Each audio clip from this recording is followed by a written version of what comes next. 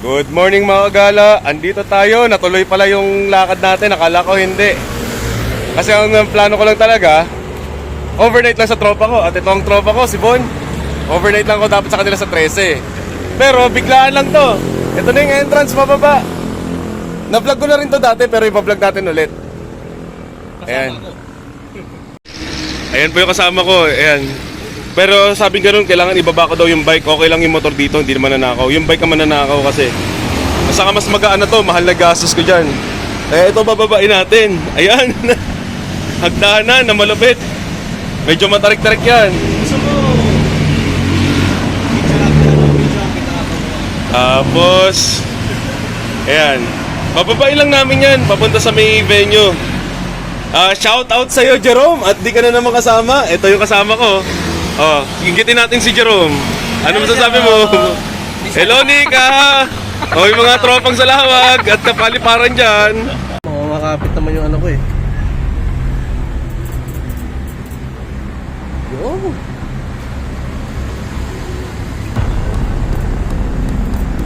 Holy shit! Mas mabigat pa pala yung dati, no?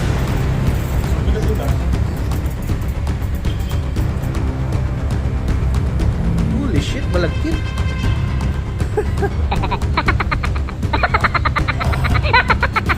Are you sure, pre? Tingnan natin, oh. Nakikita mo ba to? Wow.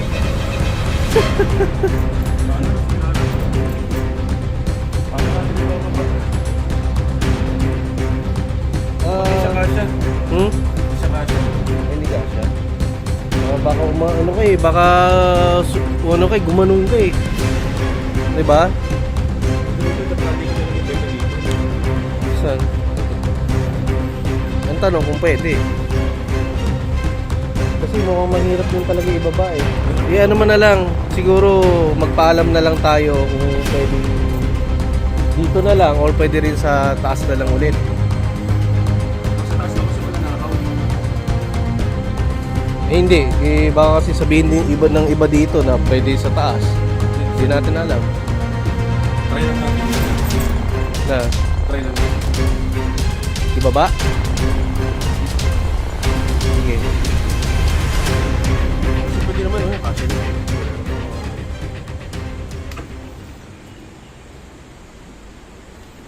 Hindi kakayanin kasi pag ano eh. Hindi, tanongin natin kung anong diskarte ng mga ibang bikers dito. dati kasi buto. Ano bo? Ayan, sira na to eh. May ibig sabihin meron dyan pababa? Hindi, ibig sabihin ano yung kapitan naka ano, yung hamakan. Naka ano na siya, hindi siya katulad dati nung unang baba namin. Putik partida, alay pa to. Yun lang. Literal na sa ilalim ng tulay. Pero dito na lang, hindi naman maano dito. Oo, kasi baka makikita mo pa naman yung bike dyan eh, kahit tanaw mo eh. Matatanong naman natin yung bike. Oo. At ito po, nagbabalik si Mokaman, kasama ko si Von. Ayan.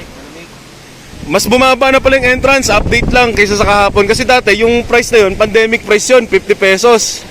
Ngayon, 20 pesos, 25 pesos na lang, di ba? Tama? 20, pero binigyan lang namin ng tip, parang environmental tip. Kasi sila yung nagme-maintain nito. Ayan po yung ilog, oh. Ito. So, hanggang dibdib lang siya, mga kagala. YouTube po. Ayan. Doon hanggang paa. Balik na pag ganun. Oo. Mababaw doon eh. Akala ko palalim dun eh. So, nandito tayo sa Barangay Perez. Ilalim tayo ng tulay na bakal. Ito yung tulay na bakal. Boundary to ng Perez saka ano. Boundary ng Perez sa Consyo. Tinatawag na natural boundary kasi yan. Oo. Dalawang ano, kasi kalimito ng mga boundary ng mga barangay, yung mga ganito may ilog, may ilat, ano. Oo. Ilat yung patay na ilog. Ayun, kita yung ilalim, malinaw mo. Ay, lamig po siya. Ay, sorry po, napamura tayo. Bababa pa tayo. Sige. Ayun oh, ang ganda dito. So sana mapuntahan to hanggat di pa na-develop ng mga government. Ayan yung Governor's Drive. Yung ano, tulay. Ayan yung tulay. Tinatawag nila ngayon, pala... Tulay na bakal. Tulay na bakal, pero may nakalagay dyan sulat eh. Pala, steel bar. Steel bridge, mga ganun. Steel bridge sa English. Tulay na bakal. Ayun. Yan, oh. Ayan, nakita nyo kung gaano kalinaw, mga kagala. Oh. Ayan na, malinaw.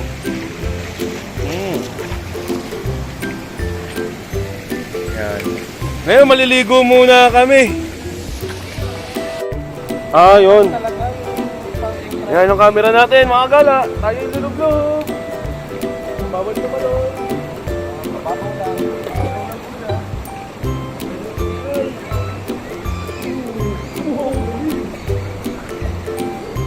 Oh, yun ang camera natin, mga lulog.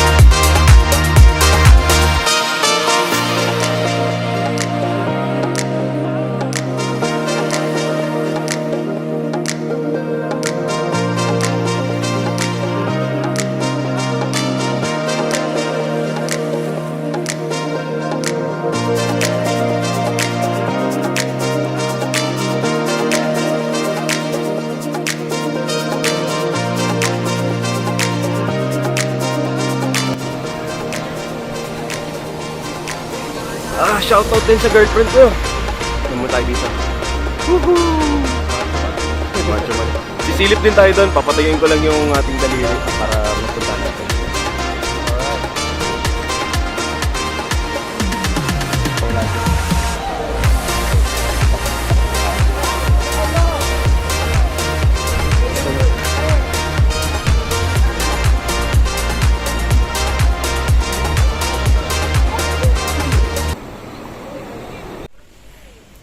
Mga agala, itong ilog na to hindi siya ganun kalalim. Mostly hanggang bewang lang siya, hanggang dibdib. Yun yung pinakamalalim niya. So medyo ingat lang kasi nag-uulan na nakaraan, medyo malumot siya. Ito. Pero malinaw yung ilalim yan kung titingnan yung kamay ko. Ayan na. Napakalinaw. Malinaw siya. Kid friendly pa. Pero mas malinaw to ito pag nasisikatan ng araw. Yan. Dahan-dahan lang mga agala kasi itong cellphone ko hindi naman waterproof. Ito yung butas oh. Ayan, lapit tayo ng kaunti. Yan, dahan-dahan lang. Buti naka-stabilize yung camera natin. Ito yung may butas, pero pagdating doon hanggang paa na lang yung tubig na yun. Pero iniwasan natin yun kasi may kawad ng kuryente. Yan, kung gusto yung mga chill-chill na liguan, budget friendly siya actually. Saka commute friendly din. Pero mahal lang yung pamasahe. Mura yung entrance. Mas mahal yung pamasahe. Ayan. Yan, babalik na kami doon. Baka mawala yung gamit namin.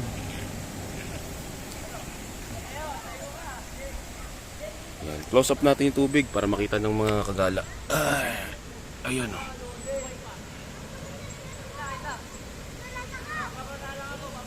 Ayan o. At ngayon ay paahon na kami. 10 o'clock ng umaga. Ayan. So, nagbihis na yung kasama ko. Tapos ito yung ilog. Huling sulyap sa ilog. Bago tayo pumunta. Bago tayo malis. Ayan o. Kita na yung ilalim niya kasi maaraw na. Ito yung galing sa Mayang Falls. Ito yung parang Mayang River. Sa ilalim ng tulay na bakal to. Anyway, ako lang nagbansag na Mayang River to kasi Mayang Falls galing eh. Pero may iba pa silang tawag dito kung anong ilog. Yun.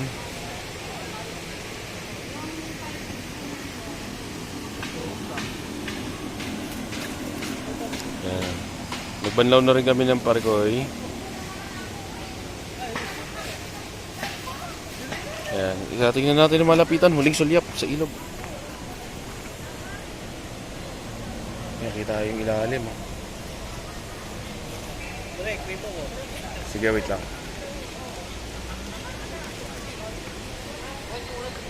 Ayan. Merienda muna kami. Buti pa to, bihis na. Ayan.